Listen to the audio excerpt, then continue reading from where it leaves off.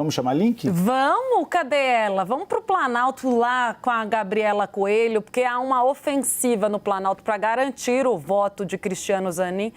Gabriela Prado, eu falei a Coelho, que foi nossa amiga aqui da CNN, é minha amiga ainda, claro, né? A decisão do ministro, Gabi, foi comemorada por indígenas que vieram a Brasília. Eles fizeram um acampamento ali em frente ao Supremo Tribunal Federal, né? Fizeram coro contra essa decisão. Mas, Gabi, eu quero saber de apuração de bastidor sobre esse julgamento que foi interrompido em 4-2 contra a limitação de demarcações. O que a gente tem de day after aí no Palácio do Planalto, especificamente sobre o posicionamento de Zanin, que estava sendo tão criticado pela esquerda? Oi, Tainá, boa tarde a você, Uribe, a todos. Pois é, né, tinha uma grande expectativa por esse voto do ministro Cristiano Zanin. Inclusive, às vésperas da retomada do julgamento, na terça-feira, a ministra dos Povos Indígenas, Sônia Guajajara, chegou a se reunir com o ministro para expressar a preocupação dela com o marco temporal. 600 lideranças indígenas vieram aqui para Brasília, segundo a Articulação dos Povos Indígenas do Brasil. Teve telão na frente do Supremo Tribunal Federal para acompanhar e muita expectativa por esse voto de Cristiano Zanin, que era considerado fundamental para saber se iria ter maioria para enterrar o marco temporal. Zanin, então, votou contra o marco temporal, teve muita comemoração desses indígenas, como se fosse um gol de Copa do Mundo. E, em seguida, a Sônia Guajajara aproveitou esse momento de intervalo após o voto do Zanin e foi para o Senado se encontrar com Marcos Rogério, que é o relator do projeto de lei lá no Parlamento, no Senado, que fala sobre o marco temporal. O que ela foi propor? Olha, ela disse para o senador, aqui a gente já tem quase certeza no Ministério que o marco temporal está enterrado. Nossa dúvida era o voto de Cristiano Zanin. Vocês têm aí tramitando um projeto de lei.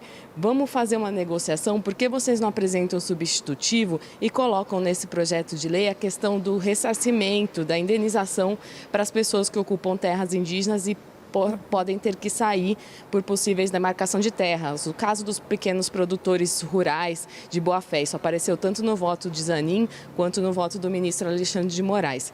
Bem, o Marcos Rogério ouviu as demandas ali da ministra Sônia Guajajara, mas disse que não, que o Congresso é que deve legislar sobre essa questão, então ele quer continuar e quer acelerar essa tramitação, mas aceitou negociar pontos que podem ser sensíveis, já que esse projeto de lei tem alguns penduricalhos, permite, por exemplo, plantação de transgênicos em terras indígenas. Então, ele aceitou essa negociação, mas disse que vai continuar com a tramitação do marco temporal. Mas os líderes do Senado não acreditam que isso vai para plenário tão cedo, não, porque eles estão com foco aí na reforma tributária, em pautas econômicas, então não acreditam que isso deve tão cedo para o plenário. Mas já tem essa articulação no Congresso também. Tainá, Uribe. Muito obrigado, viu, Gabi? Volte sempre quando tiver informações como agora. Eu chamo a Clarissa Oliveira e aí na conversa com a Clarissa só vou comentar mais ou menos o que foi o bastidor do que eu ouvi essa semana. Eu ouvi que houve sim uma ofensiva do Palácio do Planalto, encontro a Cristiano Zanin, numa tentativa de passar alguns recados a ele. Dizer que os 3 votos dele considerados mais conservadores não foram muito bem aceitos.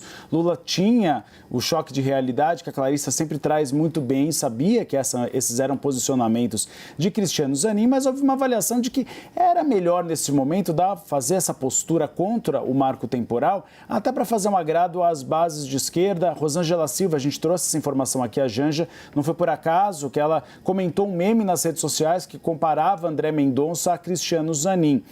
Clarissa, você que acompanha bastante o Supremo Tribunal Federal, sempre cobriu o Supremo Tribunal Federal. Apesar dessa ofensiva sobre Zanin tem mostrado uma independência e tem pensado por ele próprio, né? Tem sido bastante cauteloso em relação a essas pressões.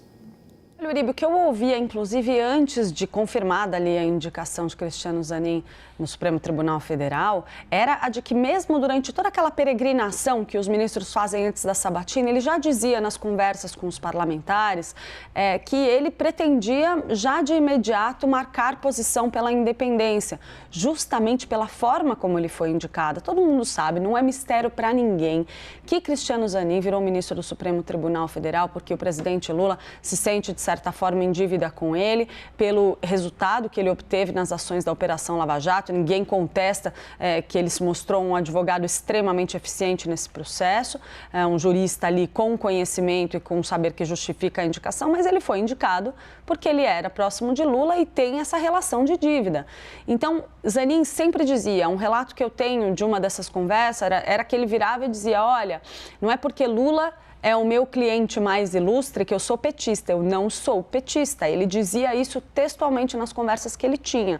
E aí, chegando no Supremo, é mais um motivo para ele se firmar como uma figura independente. Lembrando que, por mais que tenha esse clima de manter alguma afinidade com o seu padrinho político e a base política do PT, por mais que exista isso, Cristiano Zanin está protegido agora pela cadeira. O risco é dele acabar numa posição meio isolada, é mais sobre a dinâmica dele com seus colegas de corte hoje do que com o PT. O problema do PT, da revolta do PT com Cristiano Zanin, é de Lula. Lula, sim, fica com um problema por conta desses votos, porque ele passa a ser mais pressionado para que a próxima indicação no Supremo Tribunal Federal venha mais alinhada com a base histórica do PT. E não é isso que o presidente tem sinalizado que ele quer internamente. Ele vem sinalizando um movimento para buscar um novo ministro do Supremo que ajude até mesmo de alguma forma num xadrez de articulação política. Por exemplo, indica uma figura como Bruno Dantas, libera a vaga no TCU. A vaga do TCU tem outra visibilidade, poderia ser indicada por algum parlamentar, vinda do Congresso. Então, tem alguns mecanismos ali que estão correndo nos bastidores que contribuem para esse cenário. Agora, Zanin tem sim demonstrado que vai ser firme nessa posição de independência. Uma curiosidade é que na reunião que aconteceu no PT, logo depois desses primeiros votos de Zanin, era absolutamente pacificada a convicção de que o voto dele viria a favor do marco temporal. Então, pode ser que demonstre um recuo? Pode ser, mas a verdade é que eu não consegui encontrar ninguém que me dissesse antes do julgamento qual era a posição do ministro. Excelente, Clarissa Oliveira, obrigada pela informação. A gente separou um trecho, aliás, do voto do Cristiano Zanin, que ele afirma que a garantia de permanência dos povos indígenas está na Constituição. Vamos conferir.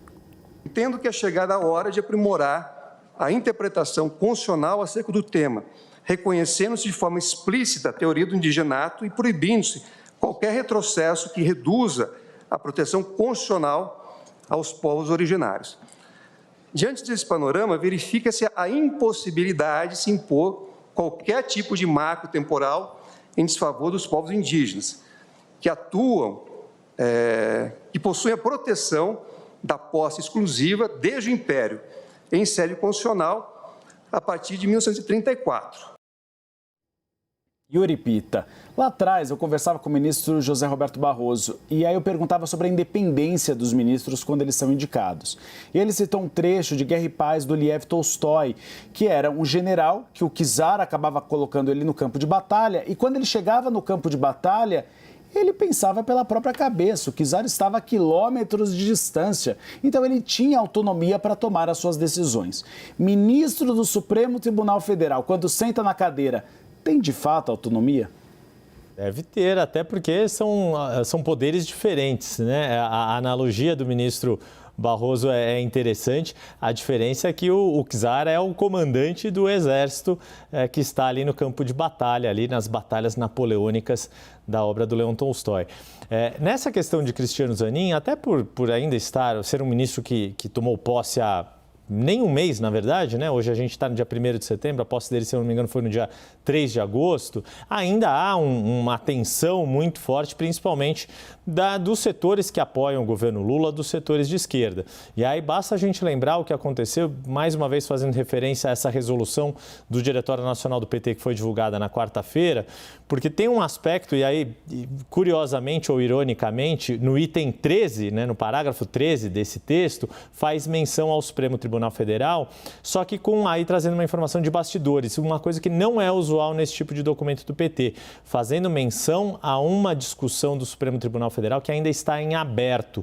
Geralmente, os textos do PT, essas diretrizes políticas, quando se referiam ao Supremo Tribunal Federal, se referiam a decisões já tomadas do STF, seja para apoiá-las, seja para criticá-las. Em especial, por exemplo, na época da Operação Lava Jato, houve muita crítica quando Lula estava, né, no corner do ringue, e depois, quando houve a anulação das condenações, um respaldo àquela decisão do STF. Mas neste caso específico, o documento do PT tratava do marco temporal justamente nessa expectativa de como viria o voto do ministro Zanin, e daí não por acaso não faz parte do PT, a ministra Sônia Guajajara, mas, né, e o seu ministério, seus integrantes, alguns têm conexão com o PT, mas daí sim essa sensação de alívio com o voto dado, neste caso, pelo ministro Cristiano Zanin.